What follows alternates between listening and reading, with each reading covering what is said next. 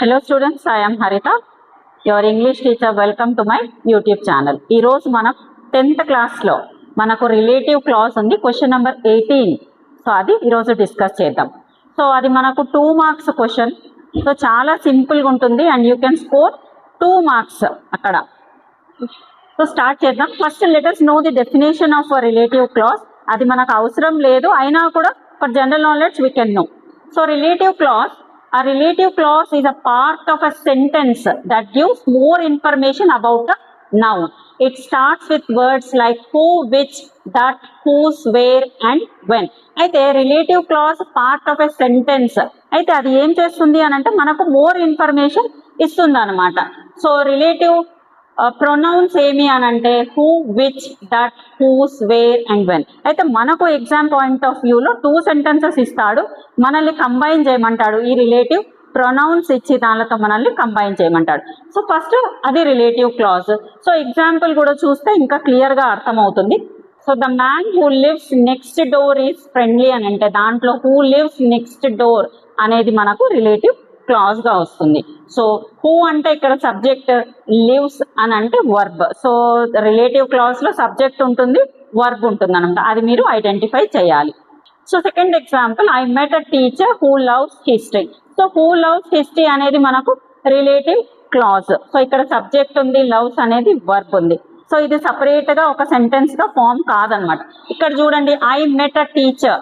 So ఇది ఒక sentence. I met a teacher అని అంటే నేను టీచర్ని కలిశాను. సో ఇది ఒక సెంటెన్స్ గా అవుతుంది. సో దానికి ఈ ఎక్స్ట్రా ఇన్ఫర్మేషన్ రిలేటివ్ క్లాజ్ ఇస్తుంది అనమాట. సో అందుకని I met a teacher who loves history.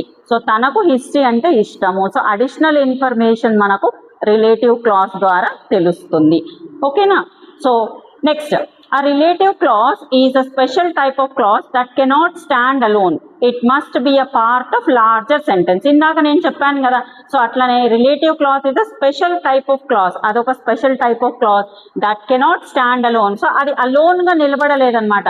So it must be a part of a larger sentence. అది కంపల్సరీగా ఇంకొక లార్జ్ సెంటెన్స్ తో కంబైన్ అయితేనే అది సెంటెన్స్ అవుతుంది, అదర్వైజ్ దానికి అది మీనింగ్లెస్ గా ఉంటుంది. సో ఇక్కడ ఎగ్జాంపుల్ చూడండి, I like a book that you recommended. So ఇక్కడ relative clause that you recommended అనేది రిలేటివ్ క్లాజ్ అయినప్పుడు అది దేంతో అటాచ్ అయింది? ఐ లైక్ అ బుక్ తో అటాచ్ అయింది అనమాట. అప్పుడు మాత్రమే అది రిలేటివ్ క్లాజ్ అవుతుంది. సో ఇక్కడ మనము 10th క్లాస్ పాయింట్ ఆఫ్ వ్యూలో చూద్దాం. మనకి ఇక్కడ 2 మార్క్స్ వస్తాయి. We will get 2 marks and the question number 18 వస్తుంది అనమాట. సో మీరు కనుక కరెక్ట్ ఆన్సర్ రాస్తే కంప్లీట్ గా 2 మార్క్స్ మనకు వచ్చేస్తాయి. If it is a wrong answer then you are going to get 0 marks. కాబట్టి it is very easy if you understand the rules.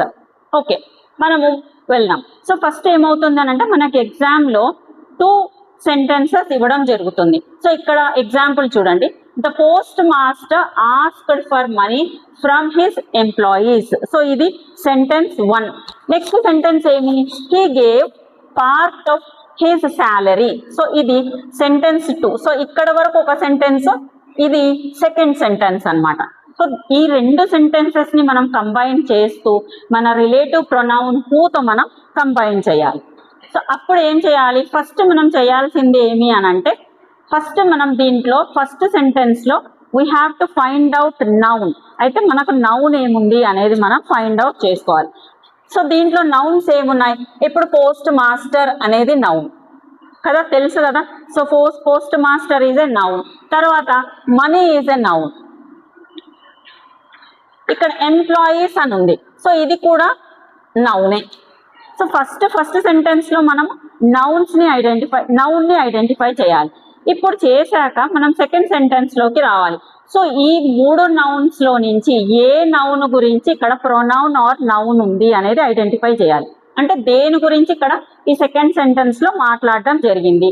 So first sentence ఏమి? The post master asked for money from his employees. తర్వాత second sentence లో pronoun ఉంది ఇక్కడ he.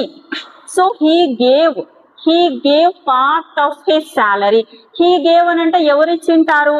Post master ఇచ్చింటారు, అంతే కదా. He అంటే ఎవరిని ఉద్దేశించి చెప్పడం జరిగింది? ఇక్కడ పోస్ట్ మాస్టర్ ని చెప్పడం జరిగింది. కాబట్టి మనం ఏం చేయాలి? మిగతా 2 నౌన్స్ ని మనం డిలీట్ చేయాలి. సో ఇది మనకు అవసరం లేదు. మెయిన్ నౌన్ ఏదైతే పోస్ట్ మాస్టర్ అనేది, ది పోస్ట్ మాస్టర్ అనేది మనకు మెయిన్ నౌన్ అవుతుంది. దాని గురించే ఇక్కడ ప్రొనౌన్ ఉంది. అయితే సెకండ్ సెంటెన్స్ లో మనం ప్రొనౌన్ ని డిలీట్ చేయాలి. సో అవసరం లేదు, అంటే మనము సెంటెన్స్ రాసేటప్పుడు ప్రొనౌన్ ని మనం యూజ్ చేయమన్నమాట. తర్వాత ఈ ఫుల్ స్టాప్ ని కూడా మనం డిలీట్ చేయాలి ఇక్కడ. సో ఫుల్ స్టాప్ లేకుండా మనం కంప్లీట్ సెంటెన్స్ ని ఫ్రేమ్ చేయాలి. ఇప్పుడు రూల్ ఏమి అని అంటే, ఫస్ట్ మనం నౌన్ రాయాలి. సో నౌన్ రాసినాక తర్వాత రిలేటివ్ ప్రొనౌన్ రాయాలి. ఇక్కడ హూ ఉంది కదా, సో రిలేటివ్ ప్రొనౌన్ రాయాలి. తర్వాత సెకండ్ సెంటెన్స్ రాయాలి.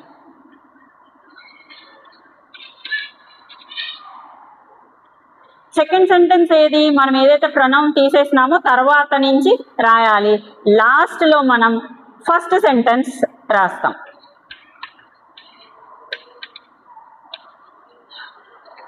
అంటే నౌన్ ని తీసేసి తర్వాత మిగిలిన సెంటెన్స్ అంతా మనం రాస్తాం అన్నమాట. సో ఈ సెంటెన్స్ కి మనం రాద్దాం.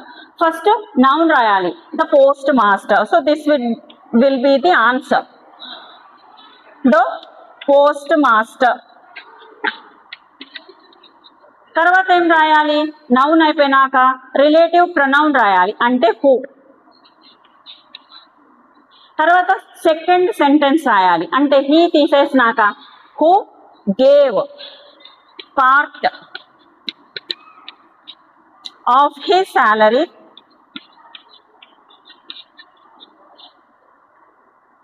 తర్వాత ఫస్ట్ సెంటెన్స్, అంటే ఈ నౌన్ ని తీసేసినాక మిగిలినది asked for money from his employees.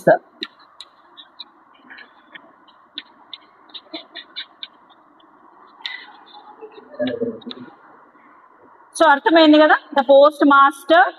So noun తర్వాత రిలేటివ్ ప్రొనౌన్ హూ వచ్చేసింది. Who gave part of his salary అంటే అది second sentence.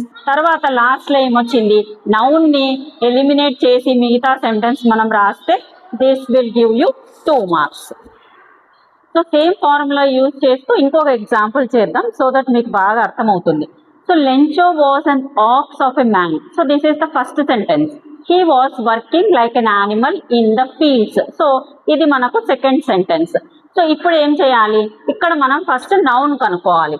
So Lencho noun, aux కూడా నౌనే, మ్యాన్ ఈజ్ ఆల్సో నౌన్. అంటే 3 నౌన్లు ఉన్నాయి ఇక్కడ మనకు. సో ఫస్ట్ ఈ సెకండ్ సెంటెన్స్ లో ప్రొనౌన్ ఏ నౌన్ కి రిలేట్ అయి ఉంది అని చూడాలి. ఇక్కడ మనకు ప్రొనౌన్ హీ ఉంది. So Lencho was an aux of a man, he was working అని అంటే ఎవరు, అక్కడ అర్థం ఏమి అని అంటే లెంచో వాజ్ వర్కింగ్ అని. కాబట్టి మనము ఇక్కడ ఉన్న నౌన్ ని తీసేయాలి. సో మనకు మెయిన్ ఎవరు ఇంపార్టెంట్ అని అంటే Lencho important.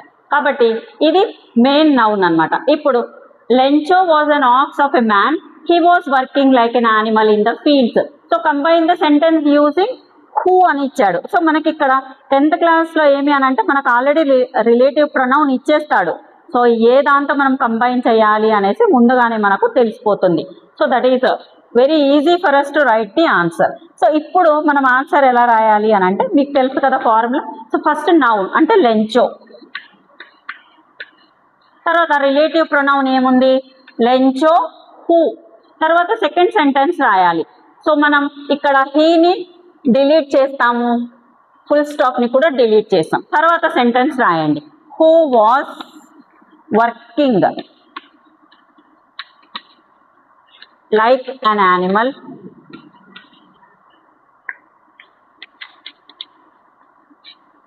in the fields. So first sentence. So was an ox of a man. ఎందుకంటే హూతో ఎక్కువ క్వశ్చన్స్ అడుగుతాడు కాబట్టి నేను 2 ఎగ్జాంపుల్స్ ఇచ్చాను దాంట్లో. So I hope you understood that. Okay, మనం ఇంకొక ఎగ్జాంపుల్ తీసుకుందాం. సో ఇది వేరే రూల్ లోకి వస్తుంది అనమాట. సో ఎగ్జాంపుల్ ఏమి, I read a book. So first sentence I read a book, it is very informative.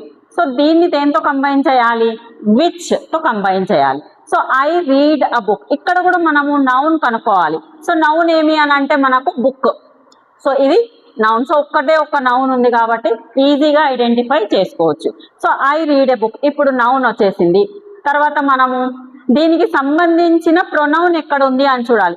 It is very informative అని అంటే ఇట్టే కదా ప్రొనౌన్, కాబట్టి దీన్ని మనం ఎక్స్క్లూడ్ చేస్తాం. ఫుల్ స్టాప్ ని కూడా మనం ఎక్స్క్లూడ్ చేస్తాం. అయితే ఇప్పుడు ఎలా రాయాలి అని అంటే ఇక్కడ స్టార్టింగ్ లో, ఇక్కడైతే ఇంతకు ముందు సెంటెన్సెస్ లో అయితే ఫస్ట్ నౌన్ ఉండింది కాబట్టి మనం నౌన్ తోనే స్టార్ట్ చేసినాం. ఇప్పుడు నౌన్ లేదు కాబట్టి we will start with the first sentence. So ఇప్పుడు రూల్ ఎలా ఉంది అని అంటే ఫస్ట్ సెంటెన్స్ ని ముందు రాస్తాం.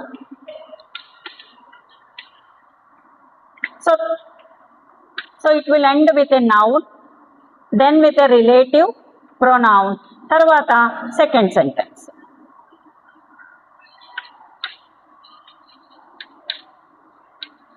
సో ఈ విధంగా రూల్ పొజిషన్ ఉంటుంది. ఎప్పుడు అని అంటే ఎప్పుడైతే నౌన్ స్టార్టింగ్ లో ఉండదు అప్పుడు ఈ పొజిషన్ వస్తుంది అనమాట. సో ఫస్ట్ మీరు ఆన్సర్ రాయండి. సో ఫస్ట్ సెంటెన్స్ ఏమి, I read a book. So complete గా ఆన్సర్ లో మనం రాసేయాలి, I read a book.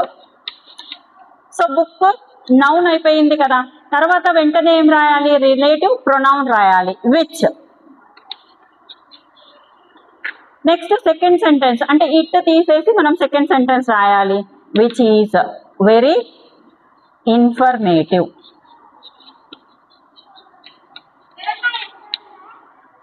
So I read a book which is very informative. So ఈ ఫార్ములాతో ఎప్పుడైతే నౌన్ స్టార్టింగ్ లో ఉండదో అప్పుడు మనం ఈ ఫార్ములా, ఈ రూల్ ని మనం ఫాలో అయితే సరిపోతుంది. సో ఇంకొక ఎగ్జాంపుల్ కూడా సేమ్ రూల్ ప్రకారంగా ఇంకొక ఎగ్జాంపుల్ తీసుకున్నాం సో దట్ మీకు బాగా అర్థం అవుతుంది. I visited a temple. So ఈ ఫస్ట్ సెంటెన్స్ ఏమి, I visited a temple, it was an old one but has a great history. So this is the second sentence. So ఇక్కడ noun ని కనుక్కోండి. Noun ఏమి అని అంటే temple is the noun. So మనకు starting లో లేదు, ఇక్కడ లాస్ట్ లో ఆ సెంటెన్స్ చివర నౌన్ ఉందన్నమాట. తర్వాత ఆ నౌన్ కి సంబంధించిన ప్రొనౌన్ సెకండ్ సెంటెన్స్ లో ఏమి అని అంటే ఇట్, కాబట్టి దీన్ని ఎలిమినేట్ చేయండి. సో ఫుల్ స్టాప్ ని కూడా ఎలిమినేట్ చేసేసేయండి. ఇప్పుడు మనం ఆన్సర్ రాద్దాం. సో ఇదే రూల్ ప్రకారంగా రాయండి. ఫస్ట్ సెంటెన్స్ కంప్లీట్ గా రాయాలి, I visited a temple. So noun వచ్చేసింది, ఫస్ట్ సెంటెన్స్ వచ్చింది, లాస్ట్ లో నౌన్ కూడా వచ్చేసింది. So which is the relative pronoun, దేంతో అయితే మనం కంబైన్ చేయాలి. So I visited a temple which. Second sentence, which was an old one but has a great history. So I visited a temple. So noun వరకు రాసేసి తర్వాత relative pronoun which రాసేసి was an అంటే second sentence అనమాట, was an old one but has a great history అని రాసేస్తే. So ఈ విధంగా కనుక మీరు రూల్ 1 రూల్ 2 ఈ 2 రూల్స్ కనుక చూసుకొని ఎగ్జామ్కి వెళ్ళారంటే వెరీ సింపుల్ రూల్స్, చాలా సింపుల్గా నేను ఎక్స్ప్లెయిన్ చేశాను. వెళ్ళారు అని అంటే మీ పాకెట్లో 2 మార్క్స్ ఉన్నట్టే అనమాట. Okay, thank you for watching.